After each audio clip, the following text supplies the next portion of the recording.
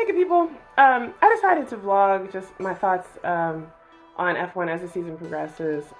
Just as an outsider newbie person who, became interested through Drive to Survive. So the Real Housewives element of it does have value for me.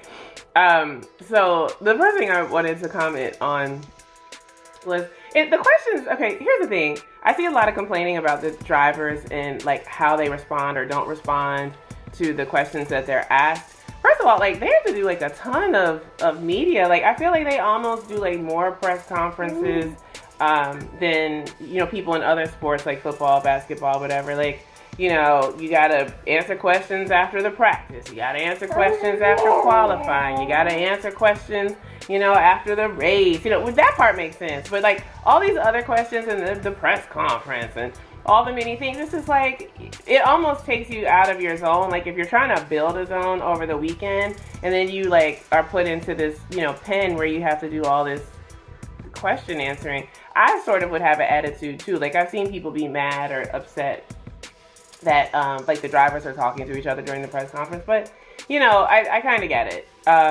So anyway, someone was asking Max questions about one of the practice sessions where Lewis was in his way, and he had made comment about it on the radio, and Lewis tried to like wave an apology, but Max essentially wasn't having it. And Max threw some shade when he was asked about it. He was like, "Oh yeah, well that happens all the time. Like Lewis just is always just there in his way. I guess for him to like roll over and park his car on Lewis's head." I used to really not like Max, like really not like Max. I used to really not like Max with a passion, but I saw a video one day, and it was talking about like parental trauma or something. It was like a short. And he was talking about his dad and how his dad would make him race, even when it was raining outside. Like it could be like freezing rain and he would be out there, still driving, and his hands would be frozen or whatever. And I was like, oh, like it just all sort of like snapped into place for me, because I couldn't understand like why he would like always be trying to run people off the road, like why he was such a bully and why he was so like, I know everyone is desperate to win, but he would just, like if he killed you in trying to get the win, it seemed like he didn't care. And that's why I was just like, I really don't like him. But then I understood he would rather run over you in the effort to get the win, because when he got home, it was going to be better for him. Like if you grow up with parents like I have, where, you could get all A's and a B plus, and it's like, well, what was this B plus about? Why did you get the B plus?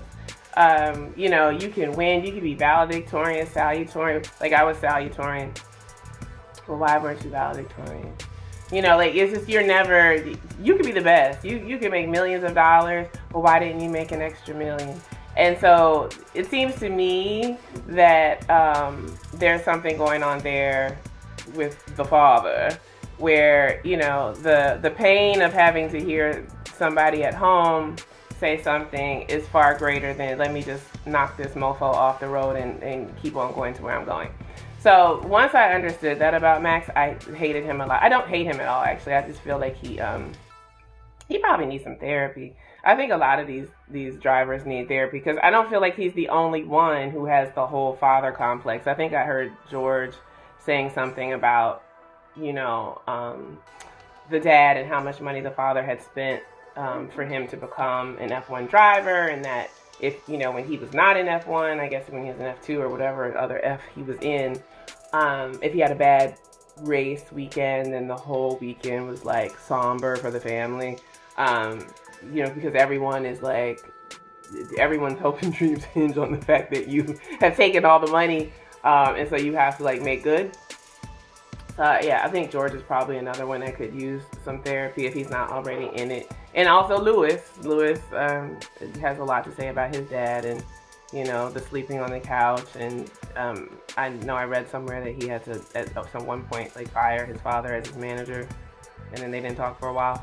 So yeah, it seems like there's a lot of overbearing fathers in F1.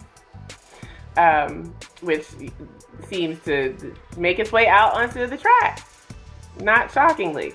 So I thought that was kind of funny. Also, Carlos I don't know if it was post qualifying. He was saying something about, they were asking him about Red Bull and how it looked like they might have troubles or whatever, but then Max, put it on pole. And he was like, yeah, it always seems like, Max is having problems in practice. But then all of a sudden, like, he pulls a rabbit out of the hat for qualifying. Almost like, Max does it on purpose. Like he's driving in the gravel on purpose during practice so that he can, make people think that he's struggling and then catch him off guard in the quality. Which, I mean, hey, if that's racecraft, if that's your strategy, I mean, I guess I can't really be mad. Carlos can't be mad at that either, but it was kind of interesting. Oh, and then the other thing that was funny to me, which I don't know if this is a curse word in Europe, but the other host, the new host, they have like these little guest hosts on F1. That's where I watch. I think his name is Davido. He was doing the pit walk before the race, and he said he saw Lando, and Lando looked all relaxed, but he saw Max, and Max looked pissed off. And the woman host, I don't know her name, forgive me, but she apologized for him she apologized for his language, and I was like, oh, is pissed off? Is that considered to be like a bad word or whatever? Because I feel like I hear other words, but I don't know. It was really odd. It was just funny to me that he said it though. Max looked mad and Lando looked relaxed, but I guess that's probably always. What else? Oh, and then the other thing that I thought was interesting was the Checo slander from the announcers, like during the race. Like they said that he wasn't even like defending his position, like he was essentially waving the people by him, which, I don't know. I mean, it's funny with Checo because I feel like every video I watch, they're talking about his seat, possibly being up for grabs. And I mean, he's relatively consistent. I mean, he's almost always up near the top. This weekend, might have been an aberration, but, that's an incredible amount of pressure. Like, if you're not always, and you can't be number one, like, if you're not always number two to Max, then all of a sudden, like, your seat has to be in danger. That's no way to live. I mean, like, when I saw him at the Miami Grand Prix, like, after the race, when I saw him at dinner, he was sitting at the table behind me and my cousin. He looked, I don't want to say worried. Worried was not the look, but he looked like, just like, I guess dissatisfied, or even maybe a little worried. But he looked super worried. Every time they flashed to him, and interviewed him after a session or whatever, he always had like the worried look on his face. But I mean, it's no wonder, because every time you turn around, somebody's like, oh yeah, Carlos might get his seat or whatever.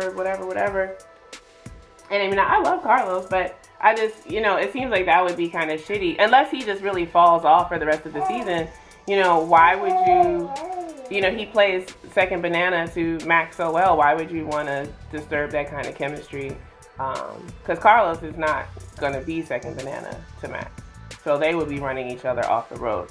So I don't know, like, why that would even be a thing, like, under consideration, unless Max is actually going somewhere.